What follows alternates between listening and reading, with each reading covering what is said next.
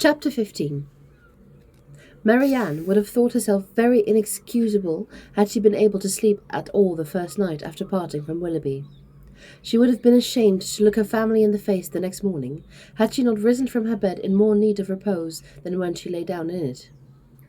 But the feelings which made such composure a disgrace left her in no danger of incurring it. She was awake the whole night, and she wept the greatest part of it. She got up with a headache, was unable to talk, and unwilling to take any nourishment, giving pain every moment to her mother and sister, and forbidding all attempt at consolation from either. Her sensibility was potent enough. When breakfast was over, she walked out by herself and wandered about the village of Allenham, indulging the recollection of the past enjoyment and crying over the present reverse for the chief of the morning. The evening passed off in the equal indulgence of feeling. She played over every favourite song that she had been used to play to Willoughby, every air in which their voices had been often joined, and sat at the instrument gazing on her every line of music that he had written out for her, till her heart was so heavy that no farther sadness could be gained. And this nourishment of grief was every day applied. She spent whole hours at the pianoforte, alternately singing and crying, her voice often totally suspended by her tears. In books, too, as well as in music, she courted the misery which a contrast between the past and present was certain of giving. She read nothing but what they had been used to read together. Such a violence of affliction, indeed, could not be supported for ever. It sunk within a few days into a calmer melancholy, but these employments, to which she daily recurred, her solitary walks and silent meditations, still produced occasional effusions of sorrow as lively as ever. No letter from Willoughby came, and none seemed expected by Marianne. Her mother was surprised, and Eleanor again became uneasy. But Mrs. Dashwood could find explanations whenever she wanted them, which at least satisfied herself. "Remember, Eleanor," she said, "how very often Sir John fetches our letters himself from the post, and carries them to it.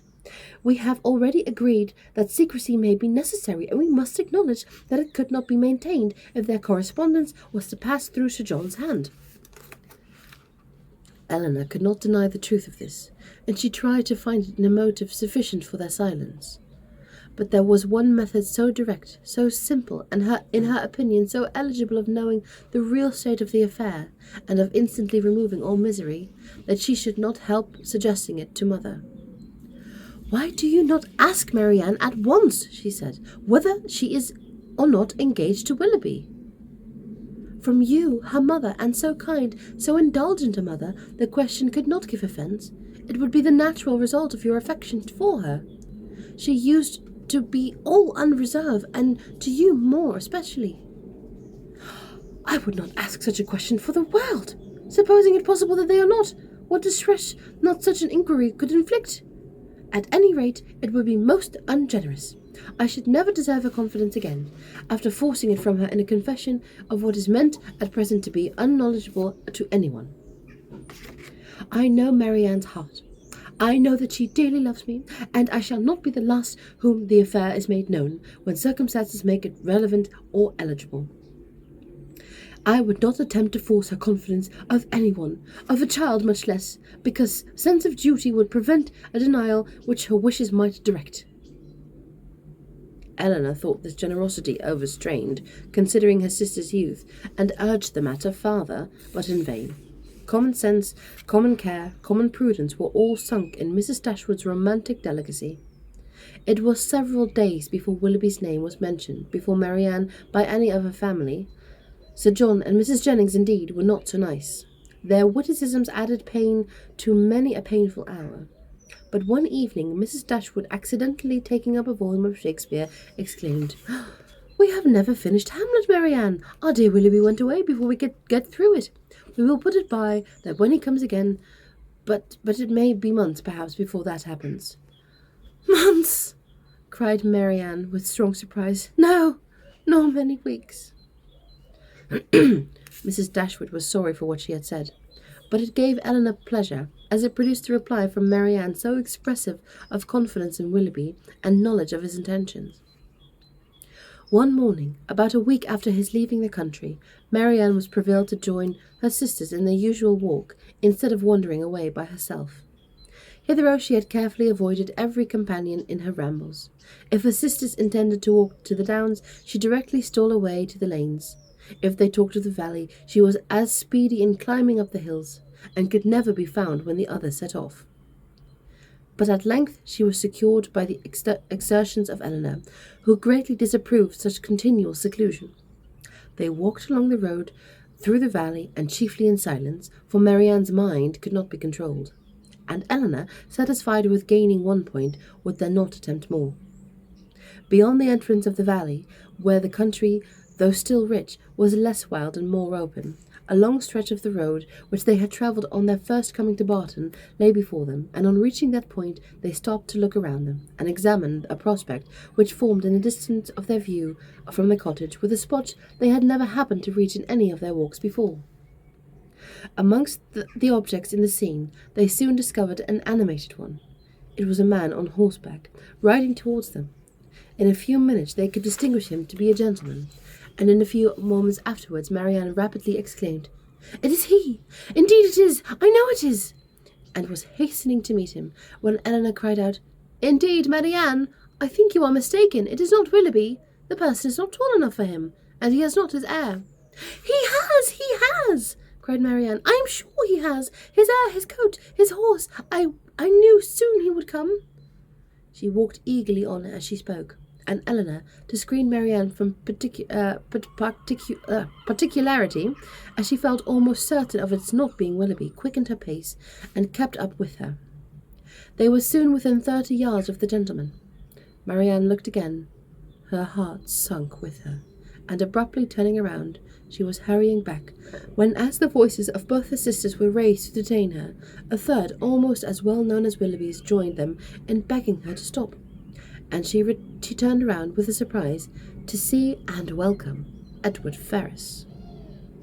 He was the only person in the world who could at that moment be forgiven for not being Willoughby, the only one who could have gained a smile from her, but he dispersed her tears to smile on him, and in her sister's happiness forgot for a time her own disappointment.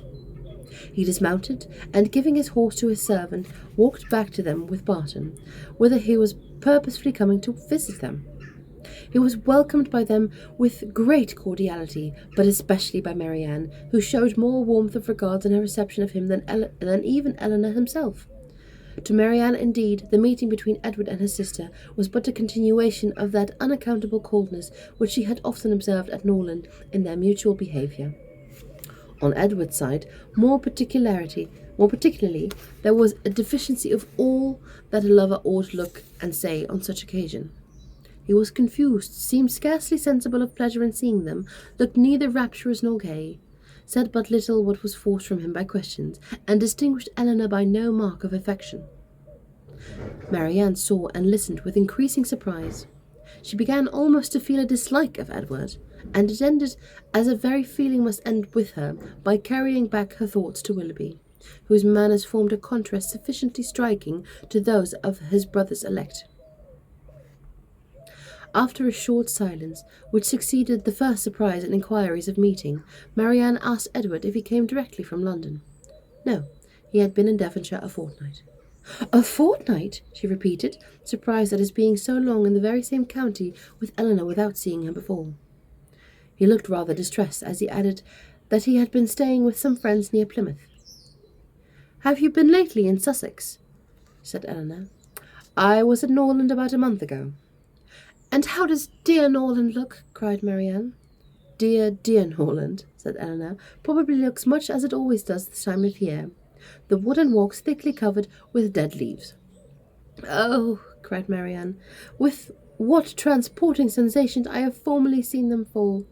How have I delighted, as I walked, to see them driven in shadows about me by the wind! What feeling have they, the season, the air altogether inspired! Now there is no one to regard them. They are seen only as a nuisance, swept hastily off, and driven as much as possible from the sight." "It is not everyone," said Eleanor, "who has your passion for dead leaves." "No, my feelings are often not shared, not often understood. But sometimes they are. As she said this, she sunk into a reverie for a few moments, but rousing herself again. Now, Edward, she called, calling his attention to the prospect. Here is Barton Valley. Look up it, and be tranquil if you can. Look at those hills. Did you ever see their equal? To the left is Barton Park, amongst those woods and plantations. You may see one end of the house, and there beneath the farthest hill, which rises with such grandeur, is our cottage. It is a beautiful country, he replied, but those bottoms must be dirty in winter. How can you think of dirt with such objects before you? Because, replied he, smiling, amongst the rest of the objects before me I see a very dirty lane. How strange, said Marianne to herself as she walked on. Have you an agreeable neighbourhood here? Are the Middletons pleasant?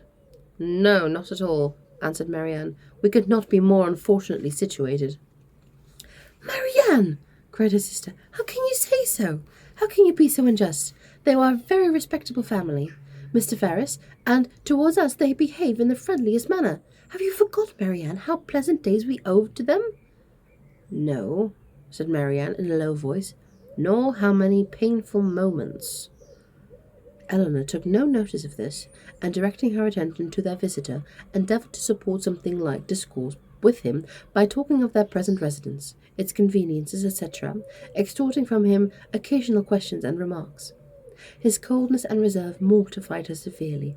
She was vexed and half angry, but resolving to regulate her behaviour to him by the past rather than the present, she avoided every appearance of resentment or displeasure, and treated him as she thought he ought to be treated from the family's connection.